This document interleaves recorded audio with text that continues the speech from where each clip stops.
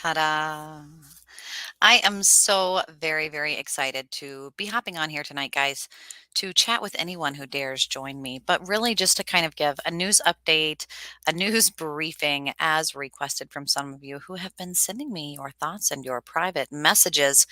I used to do this show, No Man's Land, The Grave Truth, kind of a middle of the ground, just news headlines, science, fun, psychology, forensic things, things that I'm working on because I am a mother to boys, because I am my father's daughter, and because I work in a forensic space with sex offenders and violent criminals, predominantly men, with law enforcement, with military personnel, predominantly men, around politicians with state representatives, predominantly men, raised by a mechanic, predominantly men, and I just have kind of found myself where I say no man's land in a household with a male dog and my husband and my two boys, and bringing a particular perspective to some news headlines and just topics that come across my life as they are relevant to people that I collaborate with out the field.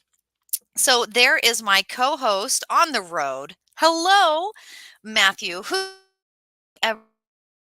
astrology and alchemy. We do a Tuesday night, 9 p.m. live show that they also stream on Odyssey Radio that you can download for free. That I'm not going to lie, guys, I'm not going to toot our horn, toot toot, but it's pretty phenomenal. And I've really learned a lot from Matt being able to be objective with the stars and with astrology and yeah, just kind of being mindful of what's going on out there, not taking things too personally. But he's offering some astrology specials if you got more of that. And I too am offering all kinds of wild things out there in Paranormal Sarah. So be sure and check that out if you're interested in some strange, cool. I just sold a haunted doll today. And I can't when someone says haunted, that's it's kind of a loaded word, right? What the hell does that mean even? And so it's kind of cool to be able to offer objects that I have particular evidence that they come with, stories and definitions of the word haunted and mental psychic exercises to kind of further explore what the heck does that mean.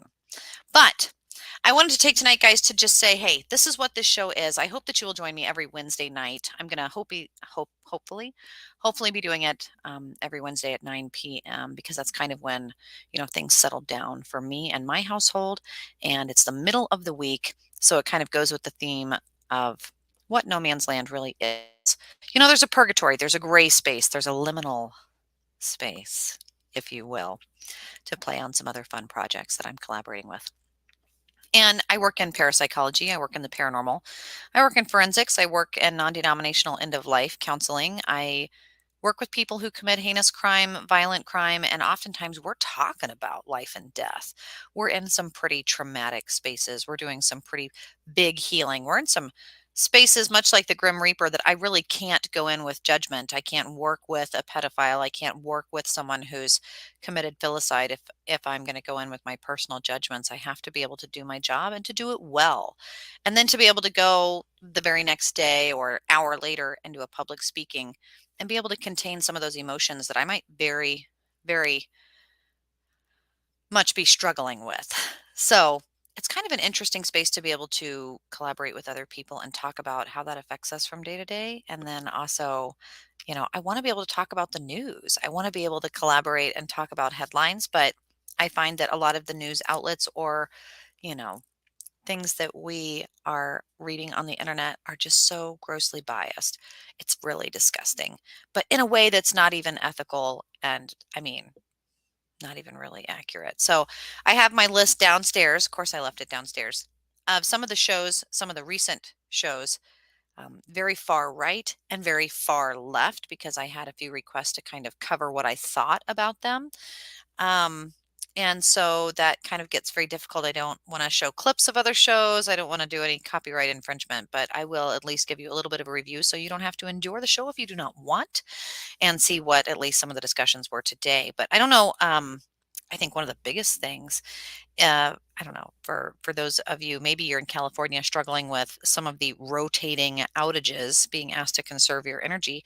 Maybe you are in Europe, you are having severe floods like Pakistan. Maybe you are in severe heat or earthquakes or evacuation lockdowns, like in some parts of the world. And hey, maybe not. Maybe you don't have like there's a Fairview fire burning in all directions, not being able to still drink their water in big parts of Mississippi, still in Flint, Floyd, Flint, Flint, Michigan. Um, these things are still, I mean, man, it seems like we care, but then we don't really care, but then we do care, but then we don't. The biggest thing I think was South Korea figuring, I mean, we're on the edge of unlimited power.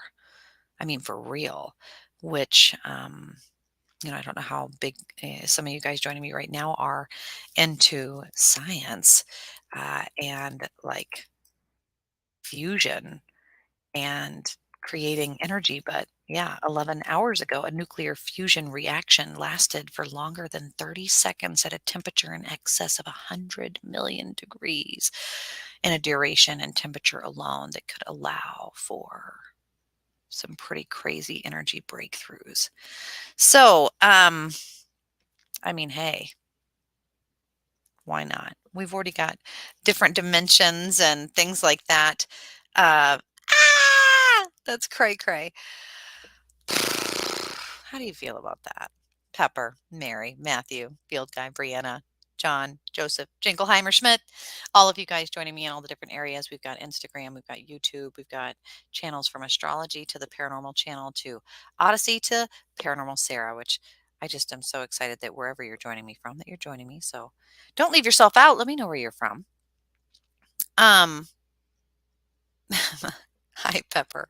Hey, hey, hey, we're the monkeys. People say we monkey around. Man, South Korea.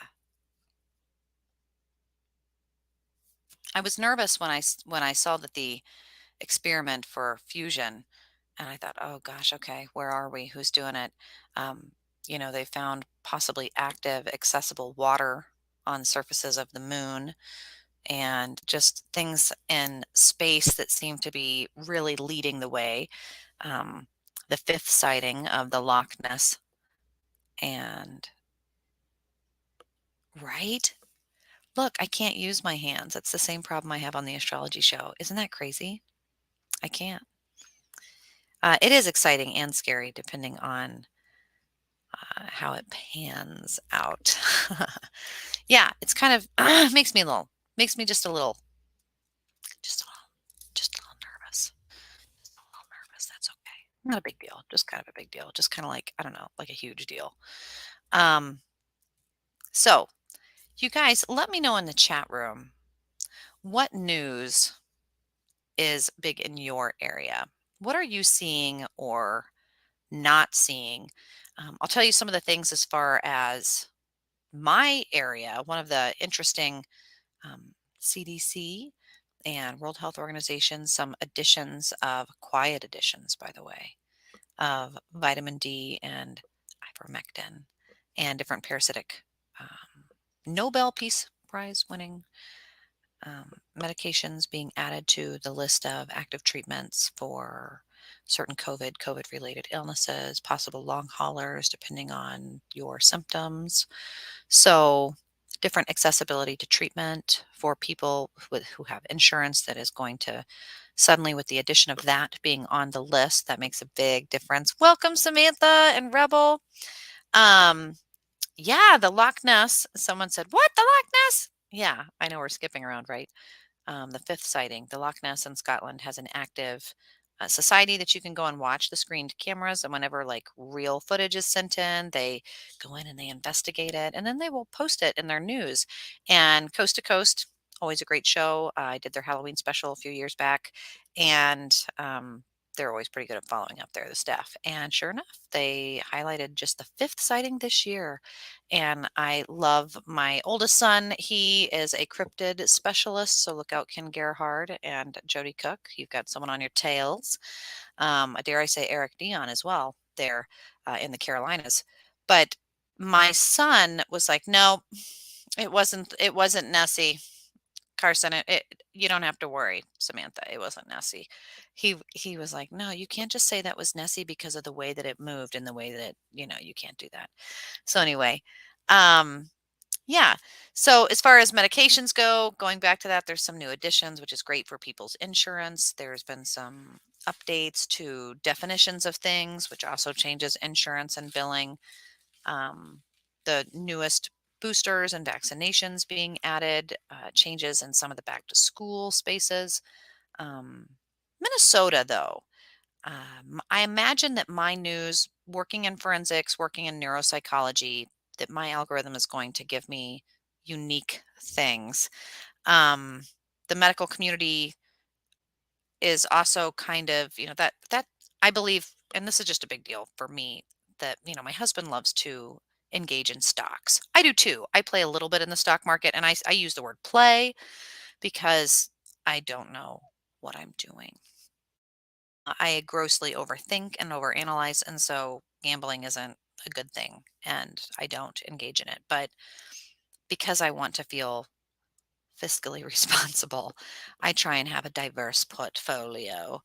And really, that just means that I take advice from people that I trust to have a better understanding of things than myself because stocks are. Bleh. Anyway, long story short, having done that for a long time, the Dow will go down, but certain assets will kind of m- increase. Interest rates will adjust, and then other companies will invest. And um, there was a pretty profound anti-aging drug released in publications today, rapamycin, which you know, the adrenochrome crazy conspiracy theories are going to ramp up over the next week, I imagine. But rapamycin will be something too that goes into the cosmetic and beauty industry, but it's going to be, something that we see changing a little bit of the medical space into a cosmetic one. Um, I didn't know that. I'll have to try and stay up to date, says Rebel. I have some new footage here at the oh, I'm going to mess that up. Washougal, says Scott Pierce. I have some new footage here at the Washougal Poltergeist home. An auto body Scotty. Auto body Scotty. I love that name, Scott. That's really fun.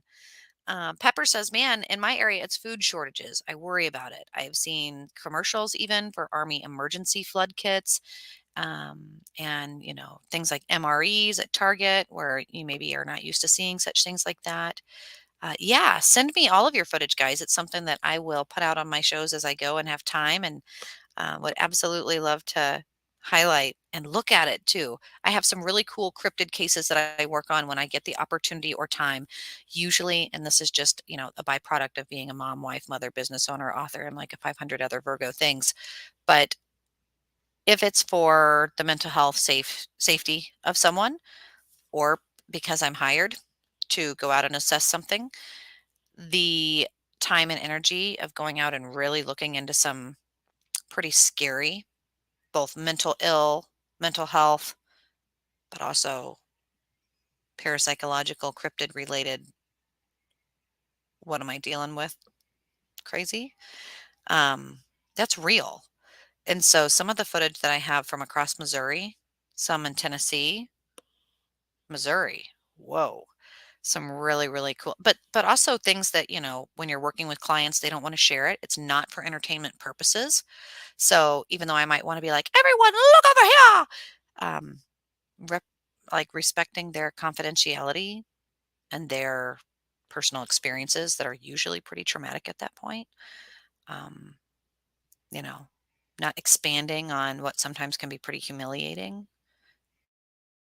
Yeah, I just have some weird ass stories about some weird, crazy things. So, um, Mr. Scarface joining us, welcome so much. And I'm glad to see so many new faces. Man, most paranormal stuff he says, I think, is evil, I believe. I mean, just look at people and how evil they are. Mash, mash, mash, mash. I struggle with that statement. Evil, I struggle with that statement a little bit, Scarface, only because of I do work with violent offenders and people that go through some of those pillars of judgment of what is evil. Is it our actions or our intentions? And our behaviors and actions are what gets measured and seen.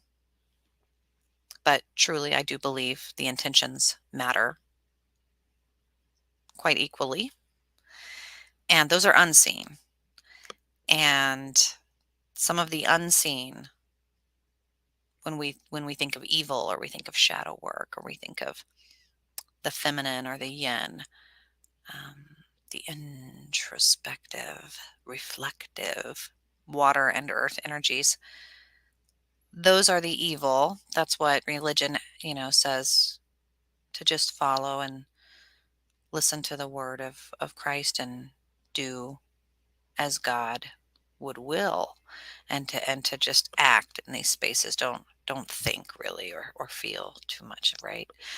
And those energies are different. Evil across all spectrums. I've seen it. I've seen it on the living and the dead. Mostly the living. Not so much the paranormal things. Things like wendigos, things of that nature. Yeah, a little bit. Um, Things that are like of mythological banshees, uh, omens, harbingers, and and then of course it's not even that they are anything more than a carrier. It's like a vibration or a song, and I appreciate even the Denzel Washington movie, The Fallen. Is it The Fallen? Ugh, I can't remember. The Fallen? I think it's The Fallen. It's one word, starts with an F. Anyway, it was, the demonic entity that moves from one to the next, uh, bumps just like through entanglement on, and there's a song that's sang, and kind of an energy shift that you see, and often I have seen it like that. So the synchronicities and the mind games for sure. Yeah.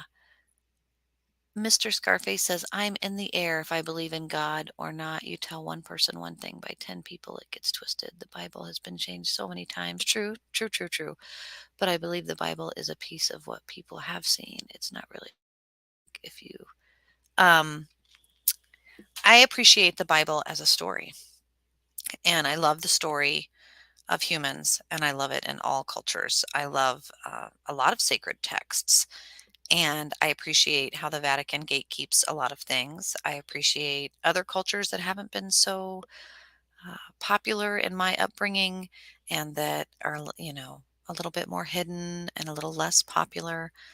And what I've learned is that a lot of them really are telling the same story, and that science and spirituality are really dancing the same dance, different partners, little maybe different process. But the Bible is a very particular story, edited many times, yes.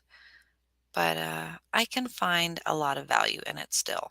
And because I do a lot of, end of life type things, or spiritual treatment, intertwining spirituality into people's treatment if need be, even working with heinous crime, talking about ethics and morals and the difference, an applicable space, that the Bible can be helpful as a tool.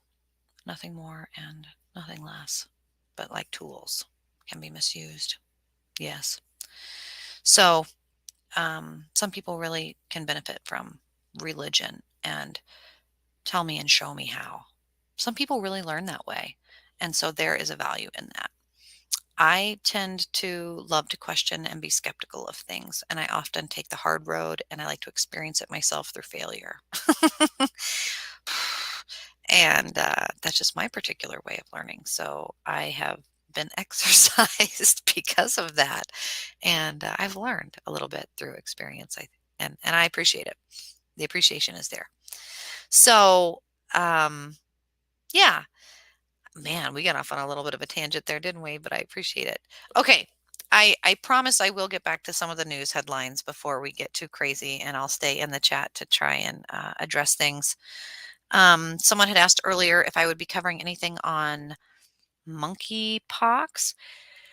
And um, probably not. Only because when it starts to become anything that I'm talking about with COVID or modern medicine or anything like that, it can get pretty hairy in the censorship department. And so I want to be very respectful of all the platforms that we may or may not be streaming on that are going to have pretty strict rules on that, because I am not a medical doctor. Even though I am getting my doctorate, it is not in medicine, it's in neuropsychology. So that's a little bit different. And all of my undergraduate studies are predominantly in law enforcement, law, forensics, behavioral criminology, psychology, sociology, law enforcement of Minnesota, these kinds of things. So where I do get a little bit of kind of my perspectives on like monkeypox or things going on and around is working in social services, working in humanitarian spaces, having certified nursing, CNA, and because you have to administer Haldol or Ativan, or find yourself in a situation where you are administering medications. Um, you try and be up to date on that type of stuff, but also the psychological space for neuropsychology. It's not just neurotransmitters. It's going to be things that cross the blood-brain barrier, things that are talking about the you know parts of the cell. And I love that, because when you talk about quantum mechanics, or you talk about physics, or you talk about uh, paranormal studies, or you talk about just psychology and cognitive processing in a macro micro way, psychology to sociology, there is this spectrum that anatomy is included in. And as a mother, as someone who wants to be educated in that space, working in vaccination spaces for autism related disorders or central nervous system disorders or neurological disorders, these are relevant to some of the things that I am working on actively. So um, you can talk about it, but you've got to be a little bit more careful.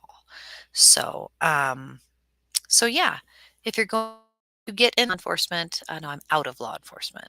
Just be good, don't be bad. Um, I think law enforcement is a reflection of its community, and all of the communities I've lived in, from Kansas City to Minneapolis.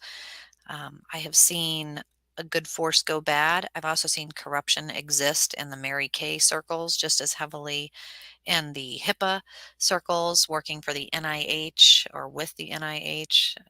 Politics, man, it's everywhere. So law enforcement is no different.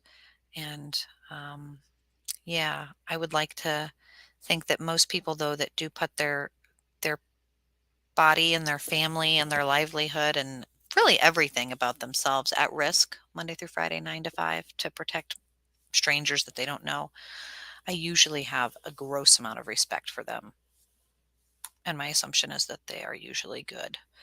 I know that that's not always a real assumption, because I work in forensic psychology. I see a lot of the bad and the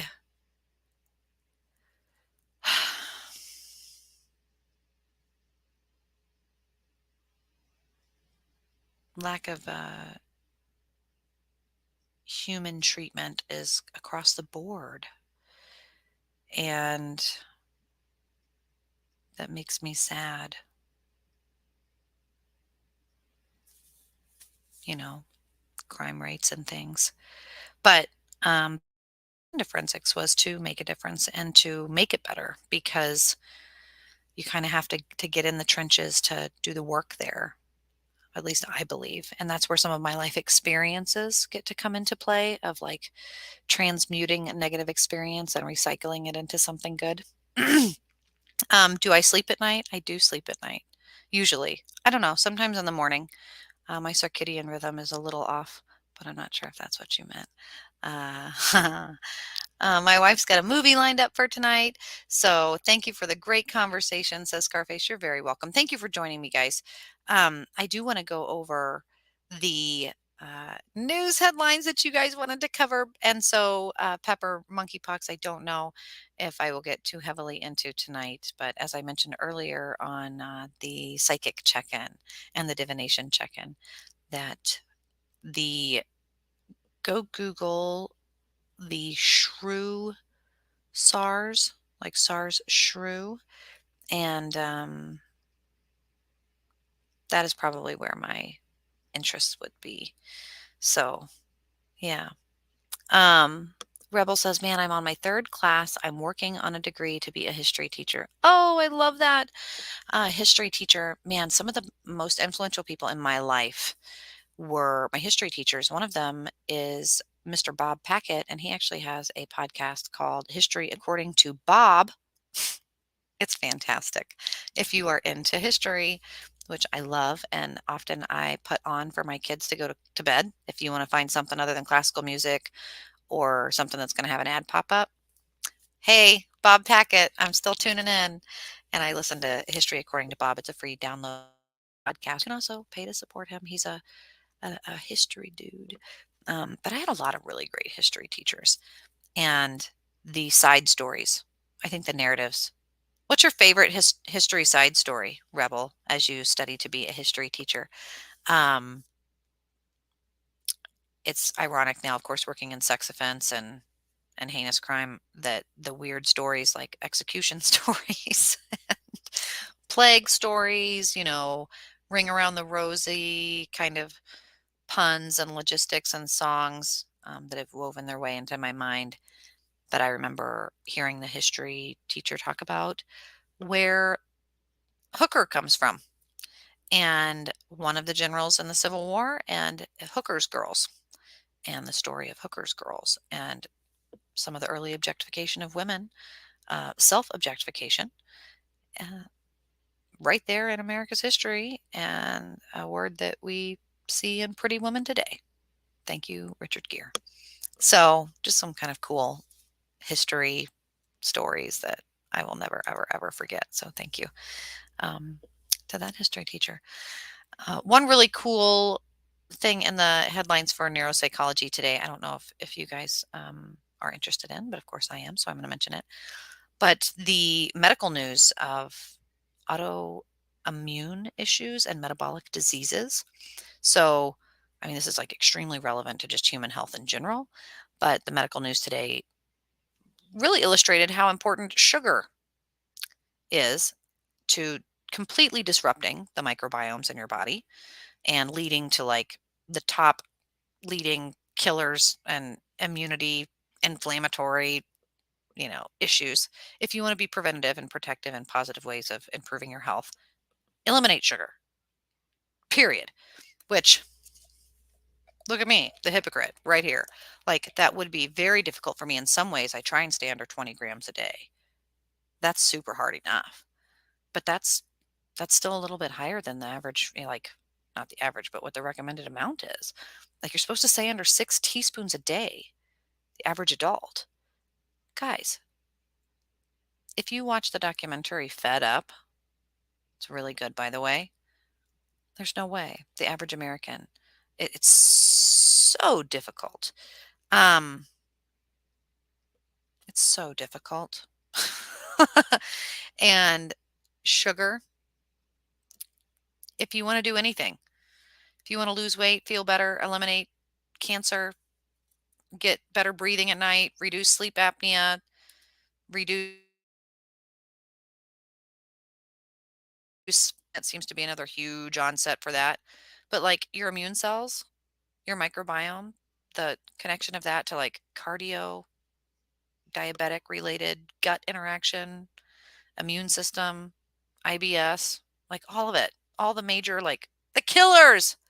And I just want to mention for anybody who is and has been paying attention to the SARS, COVID, HIV, cellular structure, and what a T cell is, I want you to listen to that a high sugar diet promotes the growth of a bacterial species that outcompetes compensatial good bacteria, and the consequence of this gut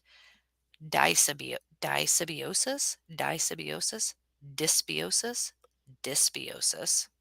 The consequence of this gut dysbiosis, explains Paul Gill of the Department of Microbial Disease and Dental Institutes of London, That's interesting. It's coming from a dental space, right? But he talks about this specific type of immune cell, HIV, SARS, COVID, called the T helper, the Th17, T helper 17, T17 cell. Hmm, hmm. T cells reduce the absorption of fats by your gut lining, which reduces the severity of metabolic diseases, weight gain, issues in your heart. Issues in your heart. Filamentuous? Filamentuous bacteria? Hmm. Interesting. Interesting. So I'm going to put that link if anybody's interested in that in the chat room. It's pretty important. So yeah, that's important. My son told me you don't need to pack a lunch. They give us snacks at school. I asked what kind. He said chew bars with chocolate chips, gummy fruits, all the stuff. No, there's no celery. Never celery with peanut butter. Nothing with peanuts, no nuts, no dried berries, no any of that. Um, Rebel says maybe been interested in early American history. I do a lot of reading about Phyllis Wheatley and Nathan Hull. I would, I just, one of my all time favorite documentaries, if you are interested in American history, is The Fog of War. And it talks really kind of about McNamara and some of the issues through um, not just Kennedy, but some of the defense spaces and how we have interacted in like war times and just some of the craziness that, I mean, if you are someone who's interested in like why the Mar-a-Lago thing is even of interest, why the FBI, things being of, the Watergate of our time or these certain references, the shadow play of what comes into account here for like the fog of war type stuff. And gosh, that documentary is just beautiful and scary. Talk about not being able to sleep at night. Carson, that'll do it. Um, Mary Beth said, I love ants on a log. Ants on a log for me growing up because I did not like raisins were sunflower seeds. But yeah, a stick of celery with some peanut butter and some chocolate chips or raisins or sunflower seeds or something in the middle.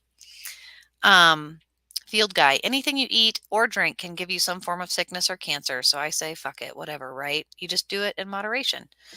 Well, I guess one of the struggles is the dependency that one might have on a system that is absolutely a profit forward system because the FDA and the Food and Drug Administration,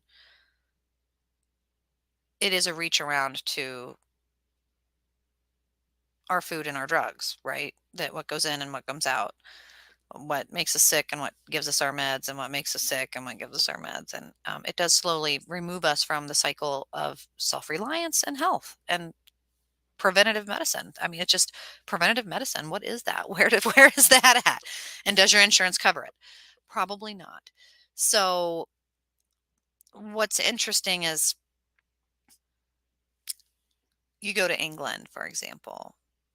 I go to visit my in-laws. You go down to the market and you get Campbell's chicken noodle soup. You get crackers, saltines, flour, wheat, water, salt. You look at the Campbell's soup, chicken broth, noodles, flour, wheat, salt.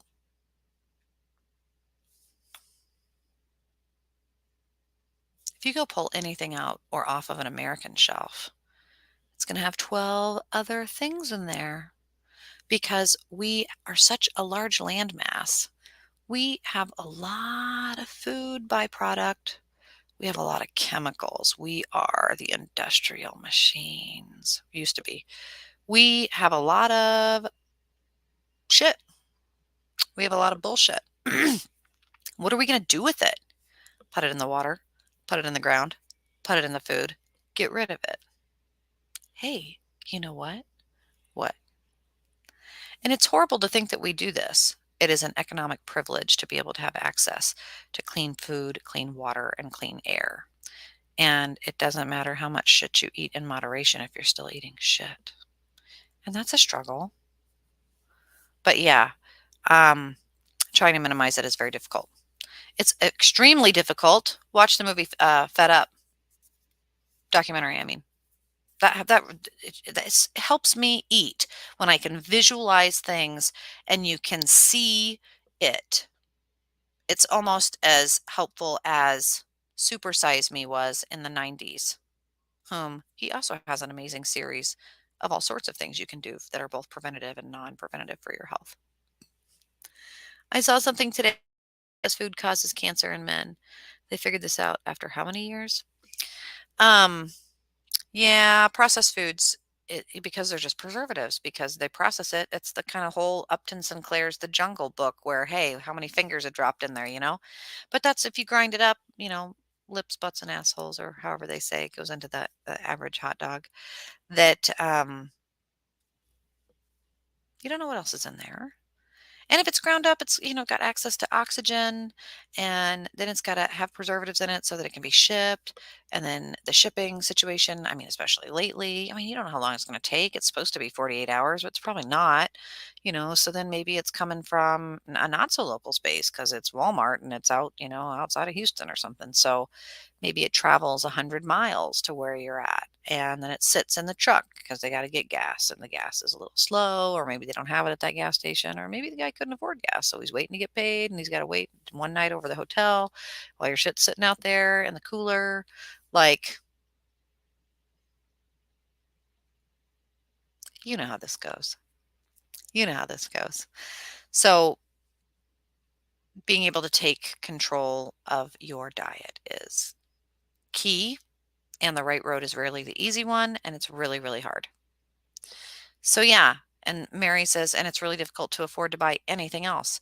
And that is, of course, like, for example, when I'm working in forensic counseling, we are helping offenders rehabilitate. And one of the things here, I'll show you right here, of the neurolinguistic areas that, we might have to cover, talk about a hot word, talk about a politically hot word, privilege.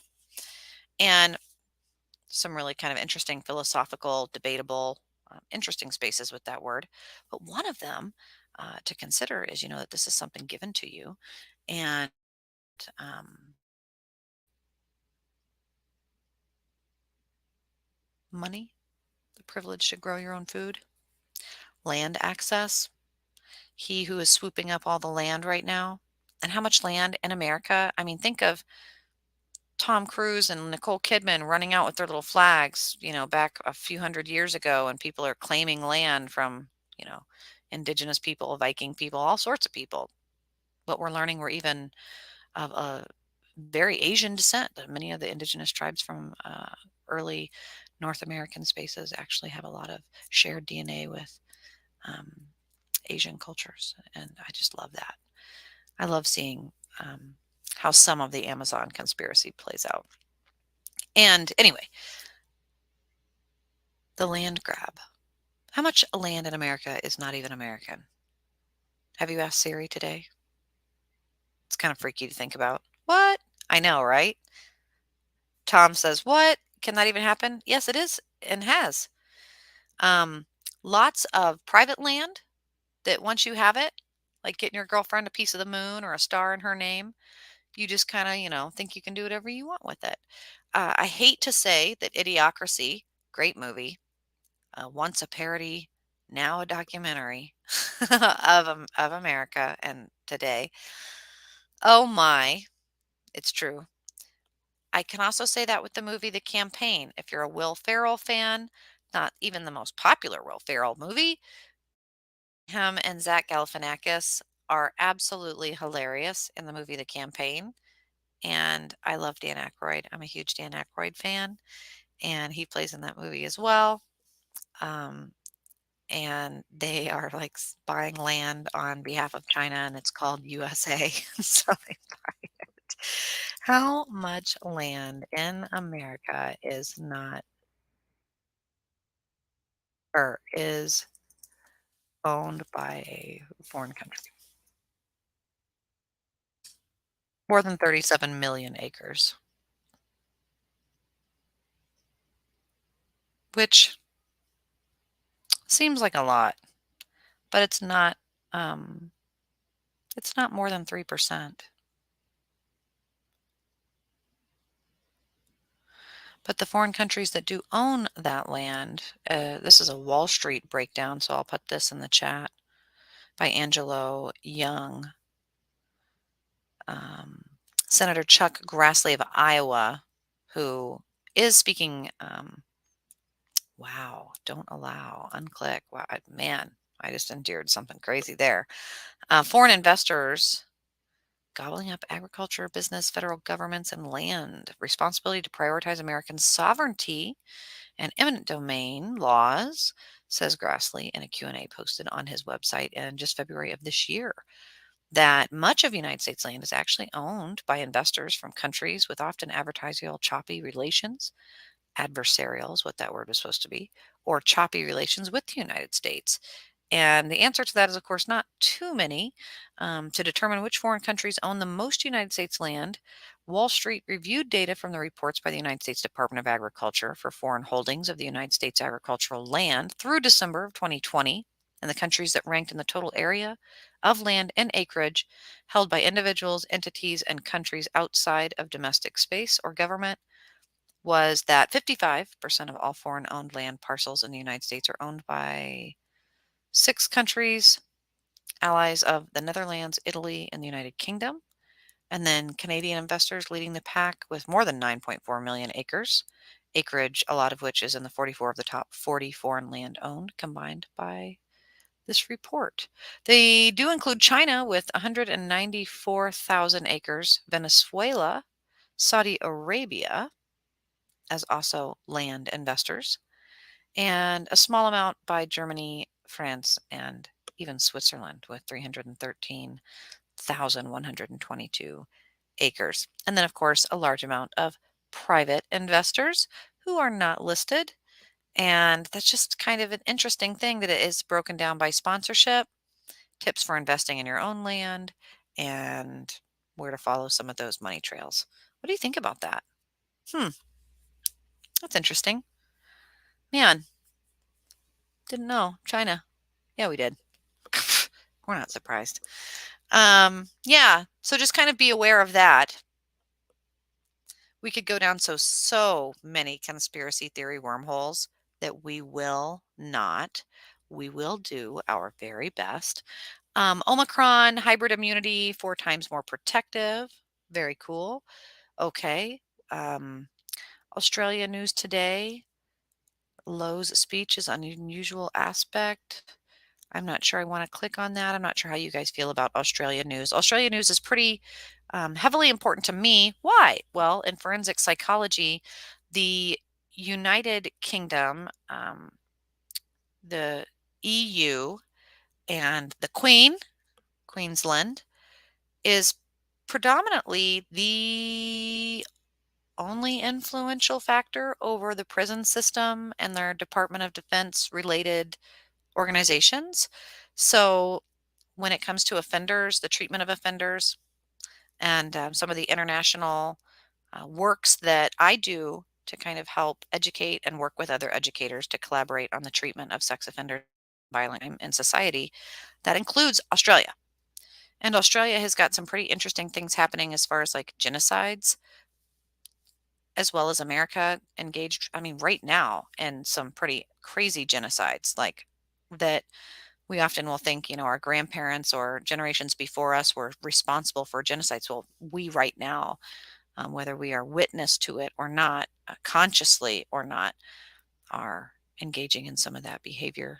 Um, and Australia has some interesting things that, as far as like lockdowns and the ways that they're utilized almost as a man, you just kind of see things happen there first before you see it in other areas. So it's important to watch.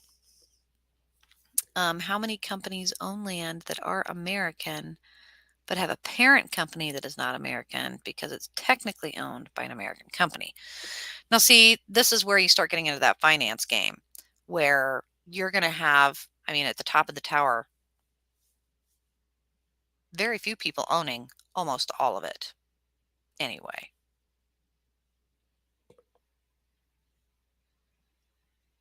so that's real. And American companies, yeah, that have offshore accounts and taxes in different brackets and LLCs over here and DBAs over there and DOAs over there and a few lobbyists over here. And you have your parent company and you have, yeah, doodaloo, doodaloo, doodaloo, doodaloo. Um, yeah, yeah, yeah. That's something that, again, not to be terribly political on one side or the other, because no man's land is ideally a liminal space to talk about all of those things. But that's precisely why I don't like the fact that like more than 30% of our Supreme Court engages in the owning of and passing laws about and being privy to confidential information that largely disrupts our financial system and like stocks and gas prices and things that so heavily change, degrade, and like can ruin our lives. And they have access to the ability to invest and kind of have it's like a Martha Stewart, guys. It's a Martha Stewart moment. And a lot of our government entities, even like, Nancy Pelosi, people that have been in and working for our government. I mean, she's been standing next to Kennedy's, guys. Kennedy's. And I don't think that they should be. Man, that's we're going to get into a heavy situation there, so we should be careful. It doesn't feel right to me that they would have access to such a high amount of confidential financial information. I struggle with it, right? I struggle with it. Um, Q System of a Down, right? Oh, by the way, did anyone see some of the Pink Floyd stuff happening in some of their concerts? They're being censored and some really cool and interesting. I love that, right? Because Pink Floyd and just the like rock on that their light shows and their graphics on stage have been very like politically like what U2 wishes that it could have been before they sold out.